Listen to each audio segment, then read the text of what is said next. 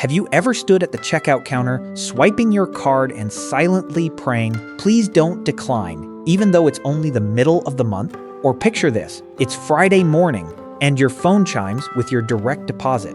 You look at your balance, breathe a huge sigh of relief, and tell yourself that familiar mantra, I worked hard all week, I deserve a nice dinner. But let's fast forward to Monday morning. You open your banking app and freeze. Where did half your money go? Rent, car payment, credit card bills? The system just automatically wiped it out. That weekend high is gone, replaced by a lump in your throat and a wave of anxiety. And then the self-blame starts, oh my gosh, I overspent again. I guess I have to stop buying coffee and pack my lunch every day. I'm just so bad with money. Listen, if this sounds like you need to stop beating yourself up right now. A lot of financial gurus online love to point fingers and tell you you're broke because you lack discipline. But here's the truth. Even if you make more money, you'll likely end up in the exact same spot. According to a 2023 report by PYMNTS and Lending Club, nearly 50% of Americans making over $100,000 a year, which is a really great income, are still living paycheck to paycheck, just like you. They aren't struggling because they bought a few lattes, and neither are you. The problem isn't that you're bad with money. It's that an invisible system has already booked your money in advance. You're playing a game where banks, landlords, and bills have already carved up your paycheck. So, how is this system manipulating you? And how can you break free from it? Let's unpack it together. I'll be honest with you, I used to be stuck in this exact same trap. I used to think, I'm broke because my salary is too low. If I just get a raise, everything will be fine. And then, that year, I got promoted. My income went up by a decent amount. I thought I finally made it. But guess what?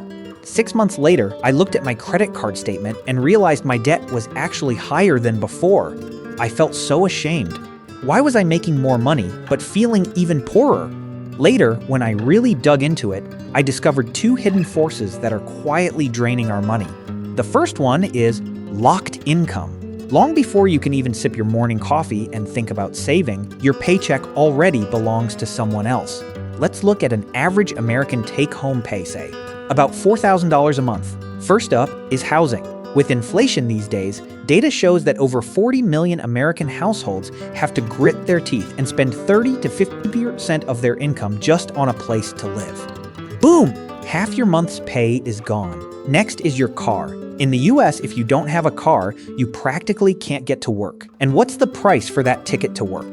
The average monthly payment for a new car has shot up to over $700. Add in insurance and gas. Suddenly, you've lost another $1,000 just to maintain the thing that drives you to make money. But the nightmare doesn't stop there. A silent army of bills starts to march in. Credit card minimums, Netflix, Amazon Prime, they automatically deduct your money so smoothly that you forget you even subscribed. By Monday morning, that massive $4,000 paycheck is reduced to a tiny fraction. And that little bit has to carry the heavy weight of all your groceries, gas, and utility bills.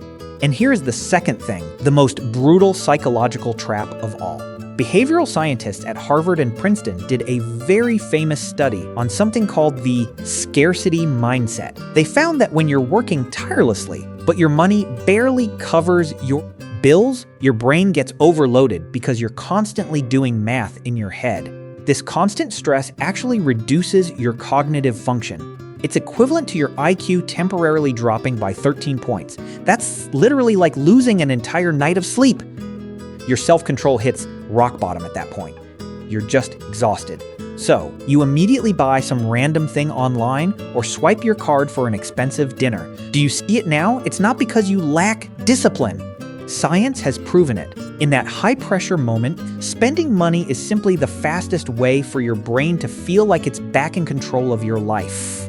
You aren't reckless with your money. You're just reacting to a system that has completely drained your energy. So how do we take back control? Listen, forget about swearing to yourself. Starting next month, I'll stop eating out and buying things. Relying on willpower to fight the system is a losing battle. What you actually need to do is redesign your financial architecture. In behavioral economics, experts often use a concept called friction. It's very simple. If you want to do less of something, like impulsive spending, make it really complicated and hard to do. If you want to do more of something, like saving, make it completely automatic. Try following these 3 steps. Step 1. Track your cash flow. Take a hard look at your fixed expenses. Is it rent? Your car? You need to find the biggest leak. In my experience, don't be afraid to make a big change. I actually decided to sell my expensive financed car and swap it for a reliable used one. That one single decision freed up almost $500 every single month. Step 2. Divide and conquer. Never keep all your paycheck in one single account.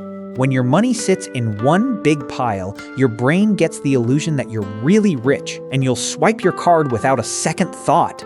It's much better to split it into 3 accounts. One just for automatic bill payments, like utilities and rent.